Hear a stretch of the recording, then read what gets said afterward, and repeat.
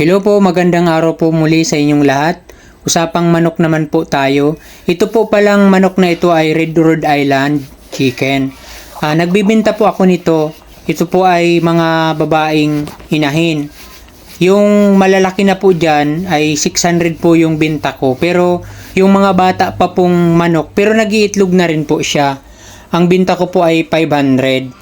So, hindi po magkasing edad yung dalawa na yan. Yung matanda na po ay 600. Yung bata pa po ay 500. So, ayan, murang-mura na po yan. Ang itlog po niyan ay brown egg. So, lahat na po yan nag-iitlog.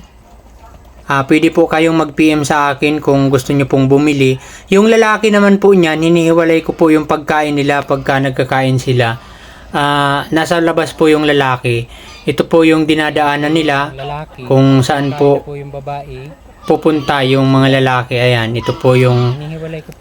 daanan papunta po dun sa pagbawag sa kanila. Ayan po yung mga lalaki nagtatakbo na. Yan po, inihiwalay ko po yung pagkain nila para makatipid po ako. Kasi pagka ito po, pwede mo rin po yan pakainin ng ata, haluan mo lang ng counting feeds. So, makakatipid-tipid ka na po dyan. Ang binta ko rin po niyan ay 600 po ang bawat isa. Sa tatlong babae pong inahin, dapat po isa ang lalaki. Hindi po kasi nag-iitlog yung babaeng Rhode Island pagka wala pong lalaki. So, kailangan po may kapare siyang lalaki. Ang tamang ratio po niyan ay 3 pong babae at isang lalaki. Napakaganda po nitong alagaan. Madali lang po silang turuan. Ayan, pinag-train ko po sila ng pagkatapos pong kumain, lalabas na po sila, papunta na po dun sa ginawa kong net na malayo po sa bahay nila. Ganito po yung ginawa kong daanan para makatipid po ako ng net. Ayan po. Dito po kasi sa pinaglagyan ko dati, malinis na. So, kailangan pong iusog yung net.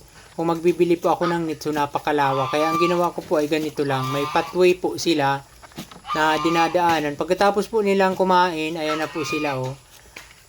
Pumupunta na po dyan sa madamo at kumakain po sila ng mga damo. Maganda rin po silang panglinis ng nyugan kasi ayan, kumakain po sila ng damo. Ayan, medyo malinis na po yung dati. Kung napapansin nyo po, kung napanood nyo po yung nakaraan ko pong video nito, napakatataas po ng damo rito. Ayan, ngayon po ay labas na po yung lupa. Pero may mga part pa rin po na medyo mataas pa yung damo kasi hindi naman po sila nakakain ng yung mga kahoy na yung mga matataas na pong damo na hindi na po nila abot kasi damo po yung kinakain, dahon po yung kinakain nila. Ayan, kung napapansin nyo po yung lupa ay labas na, kinakain po nila yung mga ugat. After po nilang kumain ng mga damo or kaya nakaramdam na po sila na gusto na nilang mag-itlog, ayan, babalik na po sila doon sa bahay. Ayan po, napapansin nyo po yung mga babaeng inahin. Ayan, ayan po, malayo po yung pathway na yan. Ayan, halos 1 kilometro po yan yung layo niya doon, yung layo ng bahay-bahay. Ayan, titingnan po natin kung anong gagawin nila doon. Ayan. Papunta na po sila dyan sa bahay-bahay. Yan po ay nag-iitlog po sila dyan. Ayan, ito po yung loob nung ayan, nagpapasok na po sila. Pumapasok na sila. Ayan. Titingnan natin kung may nag-iitlog na. Although hindi pwedeng istorbohin, pero titingnan lang natin. Ayan, mayroon pong manok. So, ayan, ito pa. So, after po nilang makaitlog dyan, lalabas na naman po sila para bumalik po dun sa damuhan para kumain. So, napakaganda po nitong alagaan. Ito naman po pala yung mga sisiw niya ng Red Rhode Island. Nagbibinta rin po ako nito kung ayaw mo po ng malaki na, yung medyo mahal-mahal na. So, dito ka po sa maliliit. Ang presyo ko po nito ay 200 po ang isa. Pero po may natira po kasi dyan, may naunang dalawa. Yan pong dalawang malaki. Iba po ang presyo niyan. 250 na po ang isa po niyan. Pero dalawa na lang po yan na malaki yung natira kasi yung una ko pong pasisiw yan. Pero ito pong halos para parehas. Ang binta ko po niyan ay 200 pesos ang isa. Babae or lalaki po parehas lang po yung price ko. So yan po, kung gusto mo pong magbili, PM ka na lang po sa akin. Pwede ko pong i-deliver sa'yo, basta diet area lang po. At ito po yung good news ko po sa'yo. Pagka marami ka pong kukunin, magbibigay po ako sa'yo ng discount.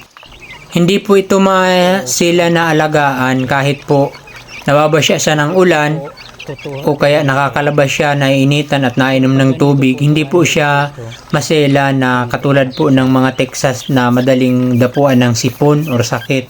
Ito po ay napaka dali po nitong alagaan. Tsaka kumakain po sila ng mga prutas, kahit anong prutas po, mga damo. Kahit po anong ipakain mo, wala po silang pinipili.